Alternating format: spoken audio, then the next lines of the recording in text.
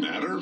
If you think people are basically good, how do you explain people doing bad things? Well, some might explain good people doing bad things due to socio-economic situations, due to not having opportunities, due to the environment carving and shaping them, at least to a degree, where they're going to be doing some bad things. Now, this isn't to excuse those individuals, but it is to explain why they might do what they do. And here's the thing, the statistics really back this up. There are plenty of studies showing that socio-economic situations have a very, very high correlation with good and bad people. So on the left, almost always, outside forces will be blamed. So something must have corrupted this wonderful being called human in order for anything bad to actually occur. The reason why I, who very much leans left, have this view is because the evidence is absolutely overwhelming.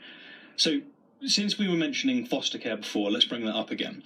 Something like 50% of those that go through foster care do not graduate high school, and only 3 to 10% of them earn a bachelor's degree. What's more, there's a correlation between foster care and having a criminal record.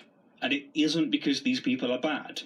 It's really obvious that environmental factors, opportunities, and lack of opportunities make a really big difference, and indeed shape someone to a very big degree. And so if you, me, or anyone else want to solve this problem, particularly for the next generation, then guess what? You're going to have to cough up some money. You're going to have to redistribute wealth. You're going to have to make sure that the next generation inherits a world better than the one that we received. But under the rubric of Dennis, he's going to want us to suppose that these bad people are just bad people. It's not because they went through foster care. It's not because they've had a lack of opportunity. Rather, they are just bad people. The fact that they went through foster care, it didn't really, get them to do what they're doing.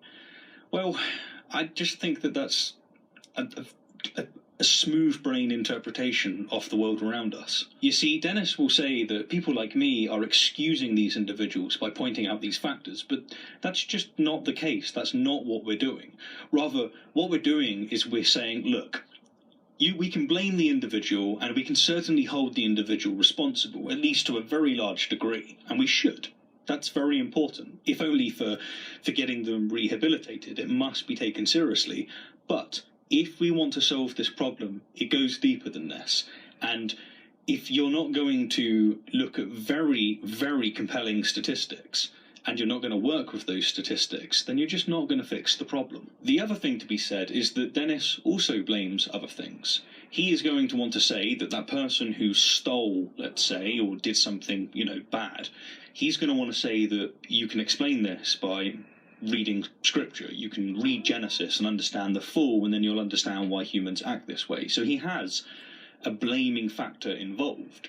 But whereas his is this situation where you can't fix it, and thus blaming the individual is all you've got, left-leaning people tend not to be religious, and thus what they do is they look at the socio-economic situation and they say, actually, you can prevent future cases like this. You still need to punish the individual, of course you do, but if you want to prevent repetition, then it ain't good enough to just go, bad person, put them in jail. So they blame racism, they blame poverty, they blame parents, they blame guns. There's always something other than the individual. Whereas on the right, people tend to blame the individual.